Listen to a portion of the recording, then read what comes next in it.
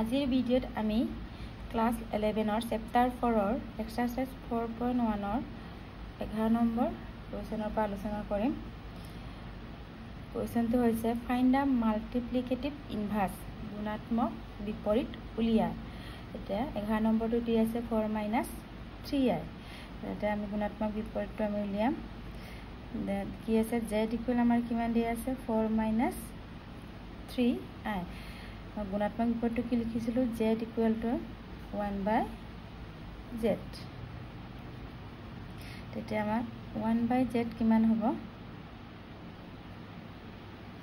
1/4 - 3i। এইটো আছে আমাৰ গুণাত্মক বিপৰীত। কিন্তু আমি কি কৈছিলোঁ এনেদৰে থাকিলে আমি কি কৰিব কৈছোঁ পৰিমেয়কৰণ বা ৰেচনেলাইজ কৰিব কৈছিলোঁ।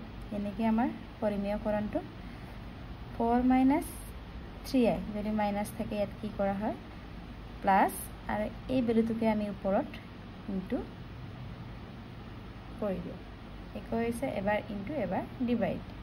তাৰপিছত 1 * 4 + 3i 3i আকৌ 4 - 3i 4 + 3i a - b a + b equal কি আমাৰ a² - b²। এইটো ফৰ্মত আছে। এতিয়া a ৰ ভেলু কিমান 4² b ৰ ভেলু কি 3i²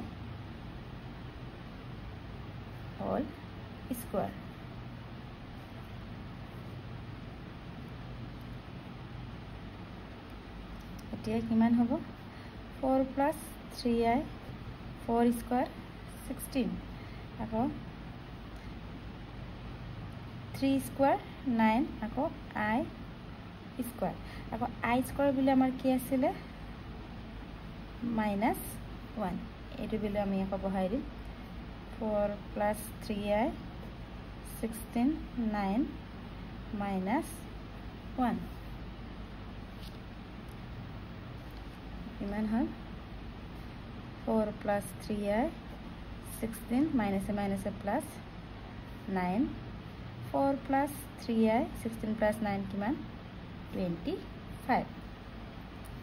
আমি এইটো সেপাৰেটকৈ লিখিম a + ib ফৰ্মত 4/25 + 3/25i। আমি তেনেদৰে গুণাত্মক বিপৰীত উলিয়াব পাৰোঁ। নেক্সট কি দিয়া আছে z ইকুৱেল টু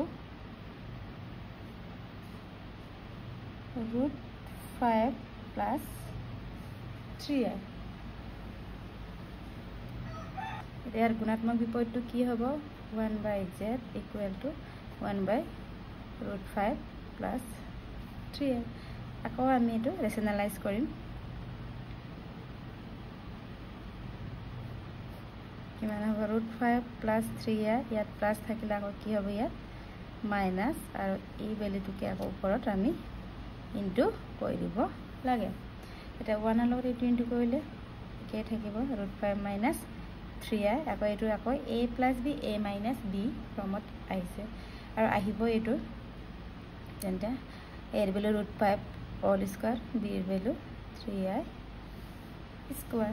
আকৌ কিমান থাকিলে √5 - 3i √5² কি হয় আমাৰ 5 আকৌ 3² 9i²। এতিয়া আকৌ i² বুলি আমাৰ কিমান আছিলে -1।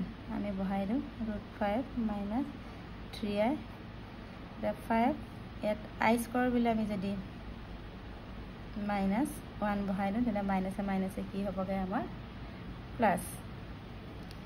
এতিয়া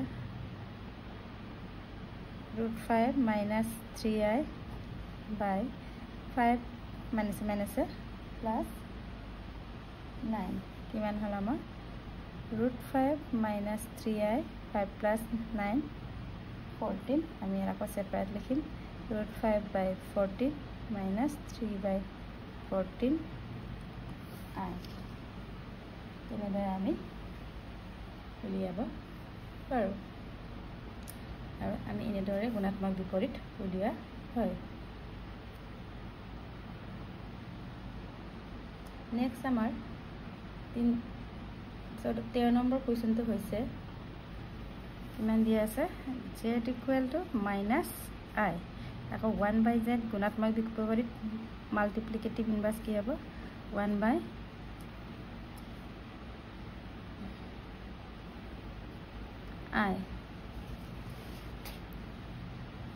এতিয়া আমি কি কৰিম এই আইটো আমি ওপৰলৈ নিবৰ কাৰণে এটা i ইনটু এটা i ডিভাইড কৰিম কিমান হ'ব 1 ইনটু i আকৌ i ইনটু i স্কয়াৰ এবাৰ i স্কয়াৰ বলে আমাৰ কিমান আছিল minus 1 minus minus plus i by 1 equal to আমাৰ কি হয় i এটা মাইনাস i গুণাত্মক বিপৰীত কি হয় i এতিয়া আমাৰ 14 নম্বৰ কোৱেশ্চনটো কৈছে express the following expression in the form a plus ib এটো আমি কলৈ নিব লাগে a plus ib ফৰ্মলৈ নিব লাগে সো আমি কেনেকৈ নিম 3 plus I root 5 3 minus I root 5 কি হত পৰিছে আমাৰ a plus b a minus b equal to a square minus b square formula পৰিছে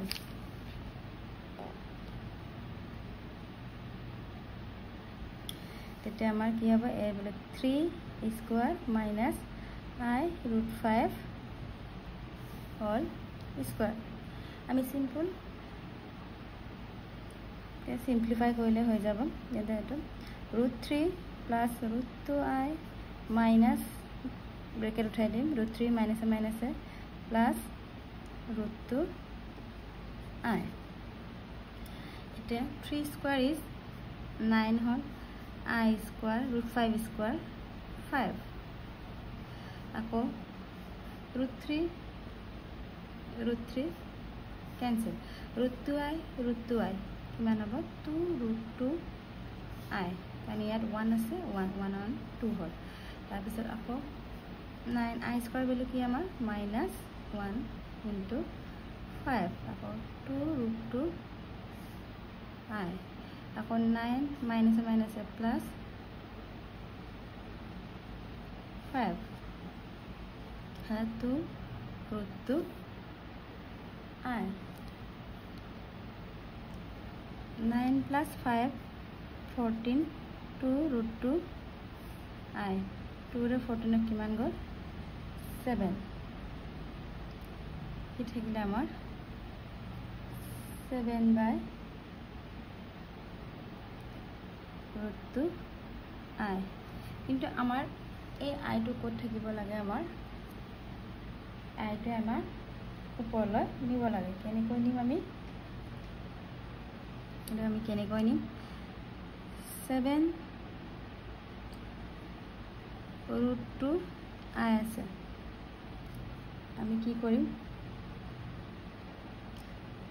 √2i আকৌ √2i আমি তেনেদৰে দুই সাইডে √2i ইনটু আৰু ডিভাইড কৰি দিব লাগে এতিয়া আমাৰ কিমান হ'ব 7√2i √2 আমাৰ কিমান হ'ল 2i into i স্কয়াৰ অকল i টো নিব পাৰা একে কথা হয় 7√2i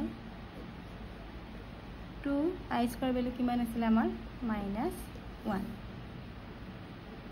তেতিয়া আমাৰ কিমান হ'ল -7/2i এনেদৰে আমি সিম্পলিফাই কৰি দিব লাগে আমাৰ কি লাগে a plus ib ইয়াত i মানে কি আছে আমাৰ ইমাজিনাৰি নাম্বাৰ কাল্পনিক সংখ্যা আমাৰ ৰিয়েল পাৰ্টটো নাই এনে ৰিয়েল পাৰ্টটো আমাৰ কি লিখিম 0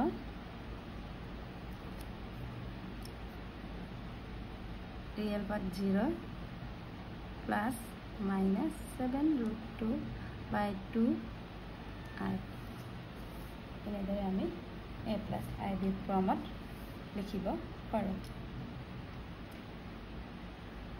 আমি নেক্সট ভিডিঅ'ত আমি 4.29 মিসেলেনিয়াছৰ কুৱেশ্যনসমূহ আলোচনা কৰিম।